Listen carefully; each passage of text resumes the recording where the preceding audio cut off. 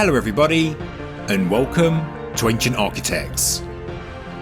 Please subscribe now to get the latest ancient history news and independent research from around the world. An interest in ancient Egypt often begins in childhood, and that was certainly the case for me. Recently, I was at my parents' house, looking through my old exercise books from primary school, and I actually found exactly how old I was when my interest began. I was 9 years old. This was my library topic book from year 5, and just look at my fantastic spelling. No, English was never my strong subject. I began my book with a topic of my choice, and as you can see, I chose Egypt. I started by drawing some of the weapons of the ancient Egyptians, and turning the page I've drawn some beauty aids. I've also drawn the step pyramid, maybe not quite to scale, and over leaf I've drawn Horus, Hathor and Isis. Continuing through my book, and I've drawn an Egyptian doll, as well as a royal flail, crook and Sekhem scepter. And here is the Great Pyramid of Giza, and a boat on the Nile River in front of it.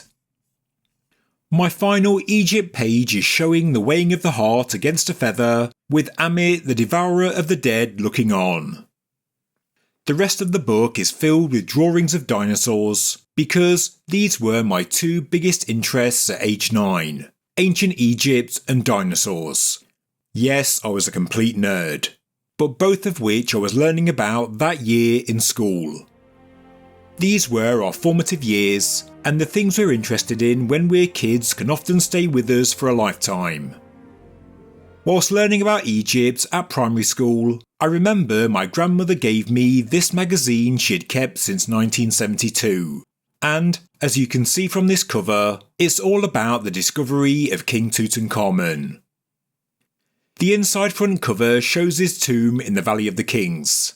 We can see photographs and drawings of the precious objects discovered inside. Howard Carter's incredible discovery filled my young mind with wonder, and seeing these pictures of the golden coffins and golden death mask, well, that really sparked a lifelong interest in ancient Egypt. The year was 1991. The internet wasn't a thing that people had in the home. And for a long time, this magazine was really the only resource I had in terms of ancient Egypt, and therefore it was precious to me, and always will be, and so will its contents, the tomb, the mummy and the artefacts of King Tutankhamun. I so wished I could go to Egypt and see it all with my own eyes. I must have looked through this magazine hundreds of times. Over the years with birthdays and Christmases, I would build up my own little library of books, and into adulthood my passion for the ancient world never died. But I never had an outlet for my hobby. Well, not until 6 years ago when I tried my hand at YouTube. Amazingly, with lots of hard work and dedication, YouTube developed into a full-time job.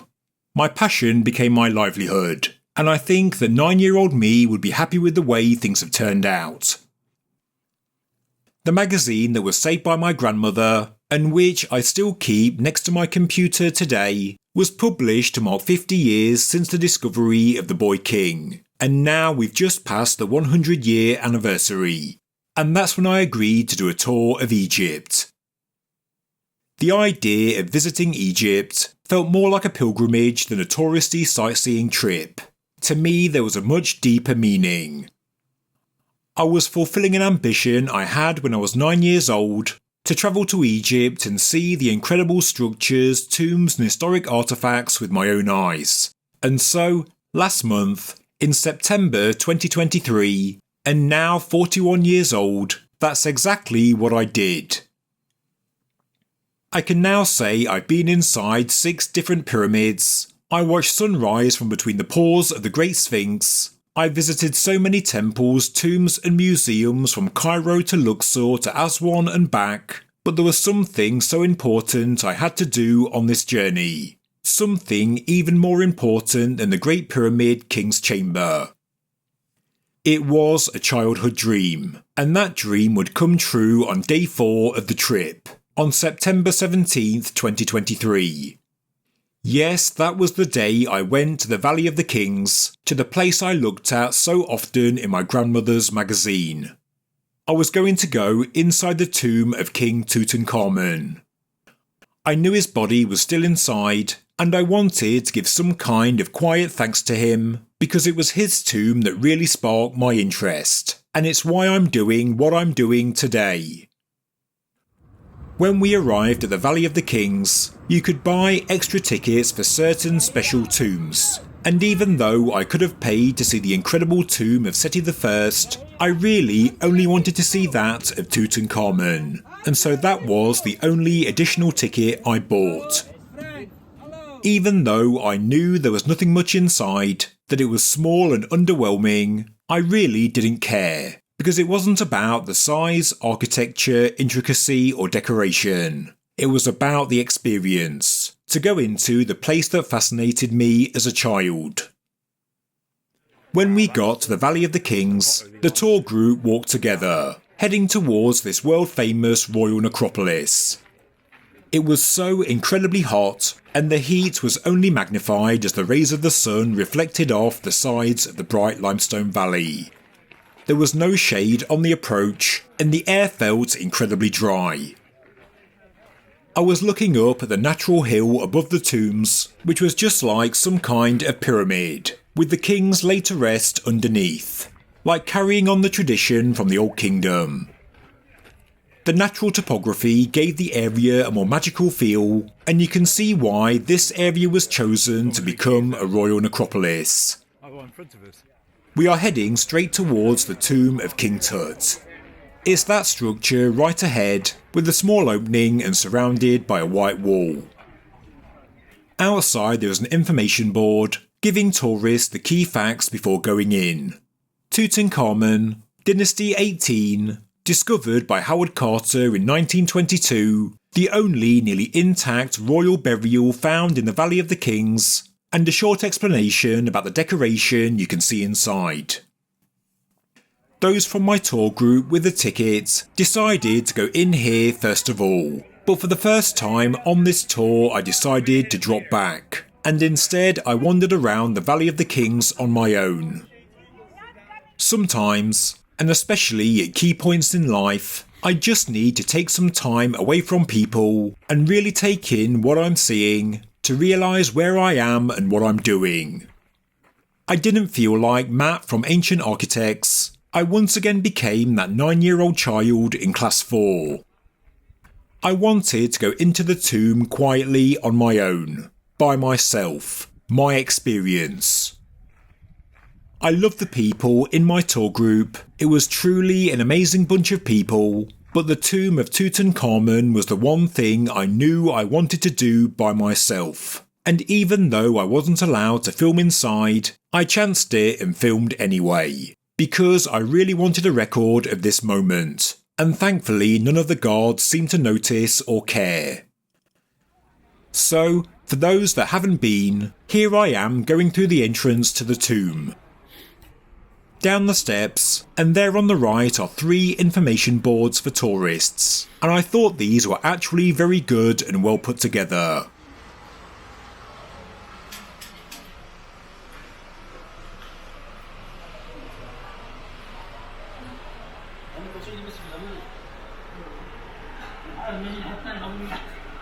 Walking in and handing over my ticket, I turned off my camera. I didn't want to risk it, but as soon as I entered the staircase, I switched it back on.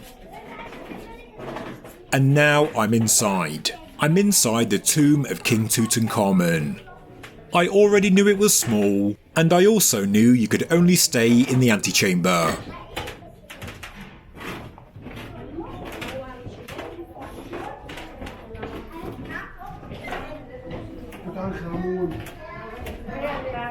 The annex and the treasury are permanently closed off to the public, but you can view the burial chamber from behind a barrier. So that's the first thing I did.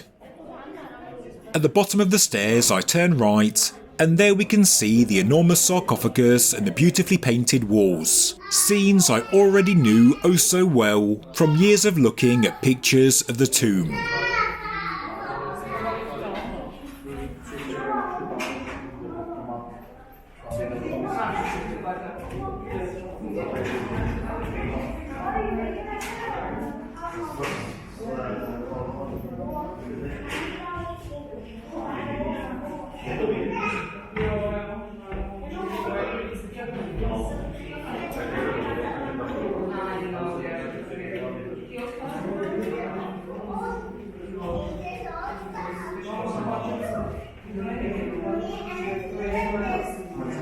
Pause it there, and that white gated doorway is the entrance to the treasury, the place where so many priceless objects were discovered.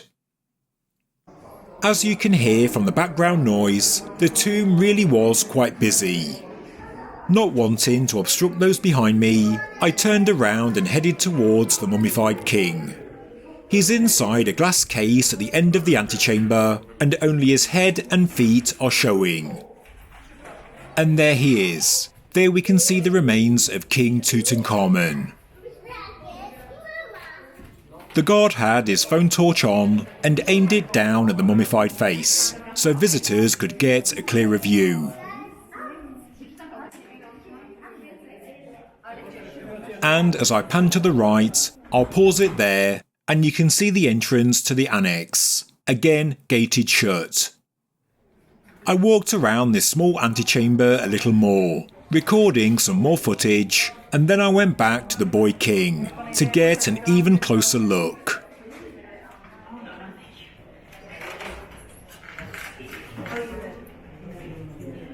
It's okay. Thank you. I got a good picture now. Thank you. You want to see this?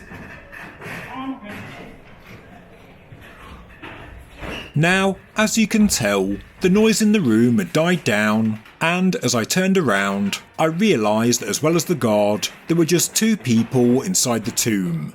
Doug from History for Granite, my roommate and co-host of the tour, and myself. I didn't know where all the people had gone, and it was really quite a surreal moment. A little bit of peace in one of the most chaotic tourist attractions in Egypt.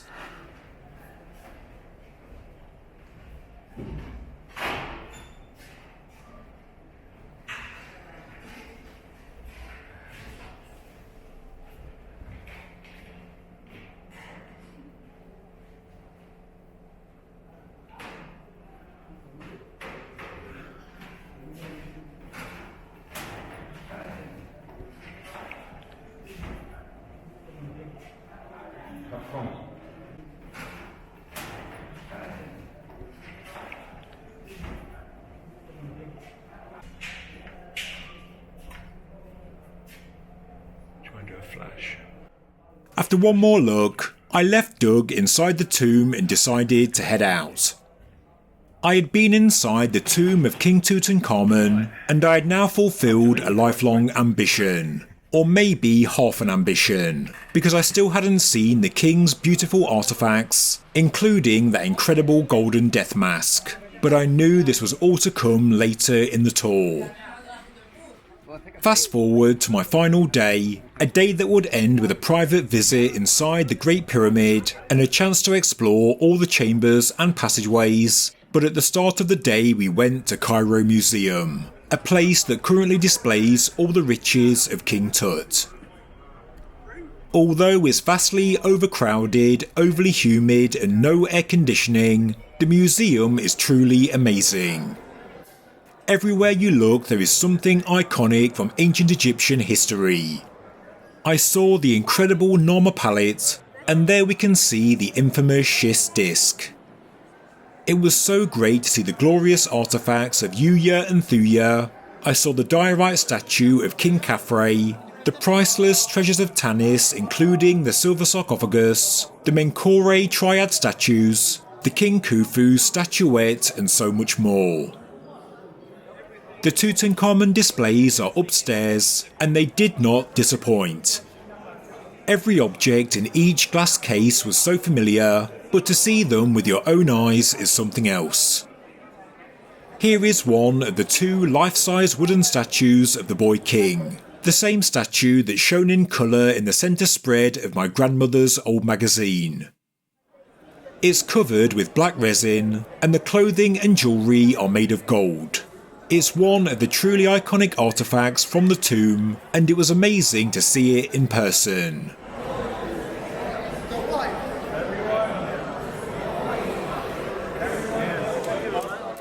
And this was just exquisite. The gilded canopic shrine that housed an alabaster box containing the king's viscera. The detail is so fine, and the skill to make such an object is just astonishing. And now another iconic object, the golden throne of the king, with the back panel showing Tutankhamun and his wife Ankhesenamun, and with the Arten solar disc above them, an icon harking back to the days of his predecessor Akhenaten. Now I'm heading towards the famous Anubis shrine, with the black jackal fixed onto the sliding cover of a casket. This object was found in the treasury, with its nose turned towards the burial chamber, maybe to frighten off any intruders and guard the remains of the king, as shown here in this old photograph from 1922. You can also see the canopic shrine behind. The doorway you can see in the background is where they keep the most precious objects, the death mask and other priceless objects belonging to the king. But before I go in, here we can see the alabaster canopic chest of Tutankhamun. The box is divided into 4 compartments, each with a cylindrical hollow, and covered by a lid that's carved in the form of the king's head. Well, I say the king's head, but it is believed that these were actually reused by Tutankhamun, and they were in fact originally made for a different monarch, a female.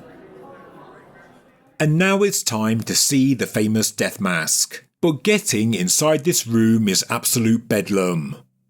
In Britain we always form an orderly queue for pretty much anything, but this really was a free-for-all, and you have to almost force your way inside. There is a very strict no photographs and no filming policy, and inside there are many guards watching you. So sadly, if you want to know what's on display, you'll have to resort to an internet search. But with my phone in hand, I did manage to blindly snap a couple of photographs of the beautiful golden death mask. And yes, that was my own risk. And here is how it looks on display. And yes, I am sorry for breaking the rules, but how could I go to Egypt and not take a photograph of an artefact that was so important and so significant to my life?